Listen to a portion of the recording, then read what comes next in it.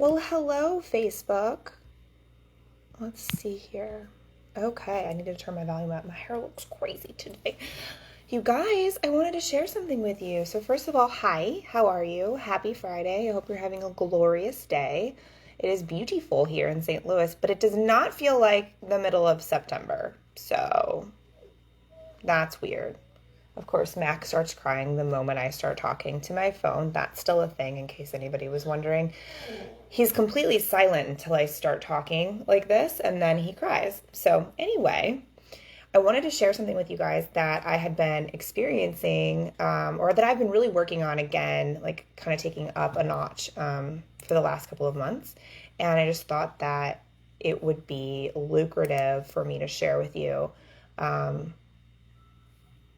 what asking for help or like allowing people to help you, especially in your business, might mean. And I think it might be the reason why some people avoid it completely or it doesn't work out well for them. And it comes back to that place of managing moving pieces or managing things. And like that's one of those things that a lot of people aren't necessarily super great at or don't put time into learning to be better at is how to manage a bunch of moving pieces.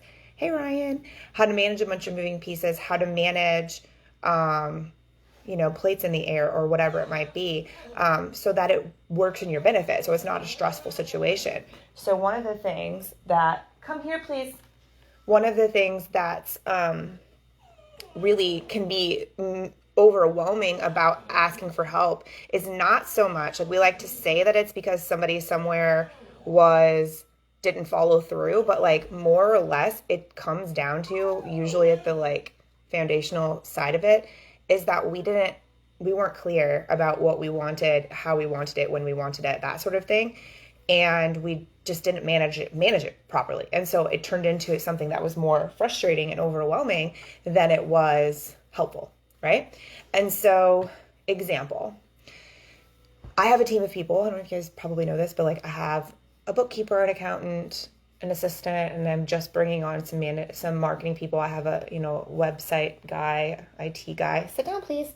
And so here's the part that even being a really good manager and having a lot of experience as a manager, there are just also pieces that I would allow to become frustrating or stressful. And it was mainly because I wasn't always on top of what I knew I needed to be on top of so that they could do their shit properly, right? And so that really highly affected how much help I asked for. And so, a couple of months ago, I started please stop. I started revamping all of my processes and like really streamlining them even more, just because over the years. So if this is you, like do this, like go back to your operating procedures and revamp them. If you don't have operating procedures, get them. But basically, as over the years, as business and life changes, things get added, things get removed because, things don't work or they do work or whatever goes on in your business and brand. So if you're not updating your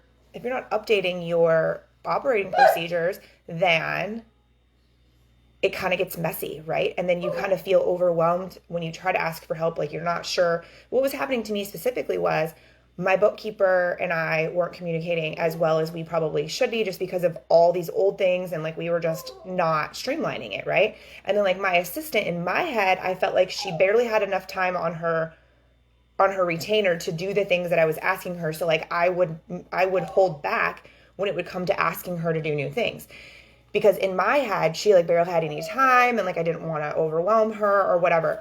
And so when I went back through and redid all of our operating procedures and like looked at the daily, weekly, monthly recurring things that she does, it's actually a fraction of what I thought it was.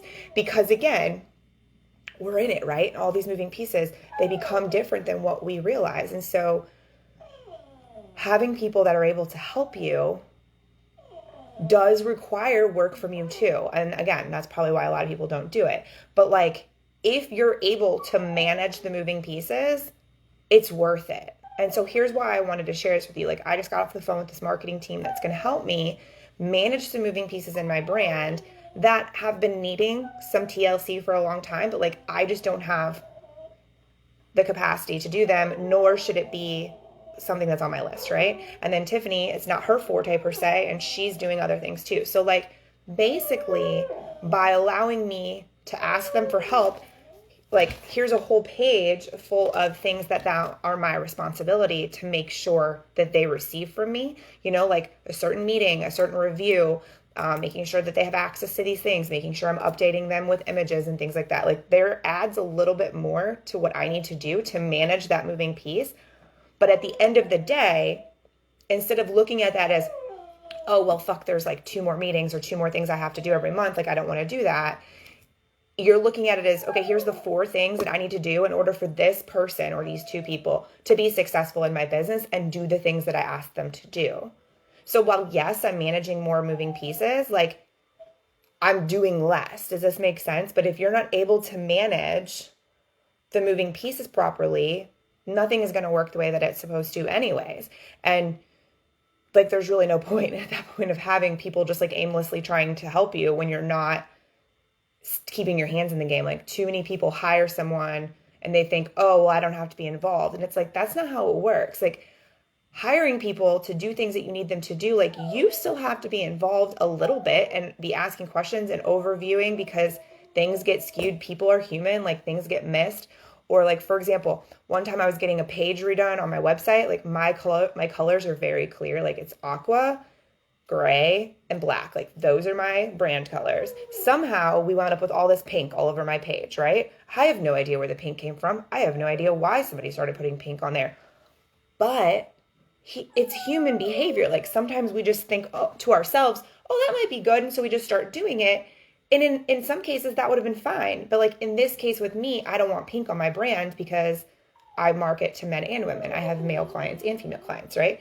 And so, but if I wouldn't have been managing the moving pieces, I wouldn't have noticed that thing and been able to correct it, right? And then it would have gone down the road and I could have missed potential sales. I could have been really pissed off about it.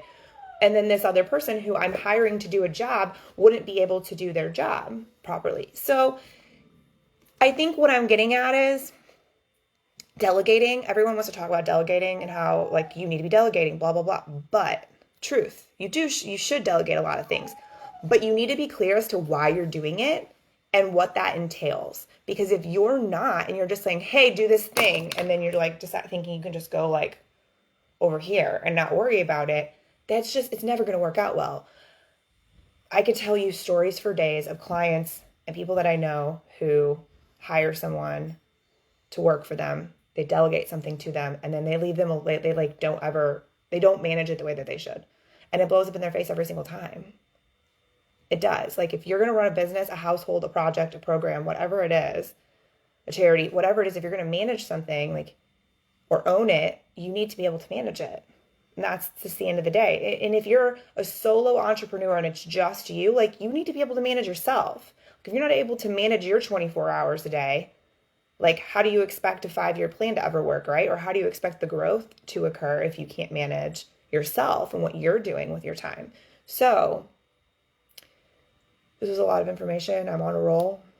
But I just wanted to make a note here and like let you guys know that and just kind of explain that is a necessary piece of delegating or asking for help, is that you have to follow up. Like you have to manage that then thing that you delegated and check in with it and make sure that it's being done properly or it's being handled and everybody's doing what they're supposed to be doing. Otherwise, you're setting yourself up for not a super great thing. And that's the whole point of asking for help in the first place or delegating in the first place, is to lessen your load. And so while this may sound overwhelming, it's a lot less work than trying to do everything yourself or failing at doing everything yourself and letting things pile up and then having to spend tons of time and money to unbury from this thing that you avoided, that you should have just delegated in the first place and then spent a teeny amount of time managing. So that is my message for you guys today. I am working on a program around being a good manager. I think I might actually make one specifically for solo entrepreneurs on how to manage themselves, and potentially even like freelancers per se. So it's needed. Like nobody knows these things and they need to know these things because it would make their lives so much easier. And that is obviously part of my jam of how I want to help people. So Anyways, you guys, happy Friday. I hope you have a delightful day and a great weekend. As always, if you like this video, please give it a thumbs up. And if you think anyone else could benefit from it, please hit share and share it over onto your feed or send it to them a message. It just helps me get the vibe in front of more people, and I just really appreciate it when you do that. So thank you so much. Talk to you guys later. If you have any questions about this topic, comment them below, and I'd be more than happy to help you. Bye.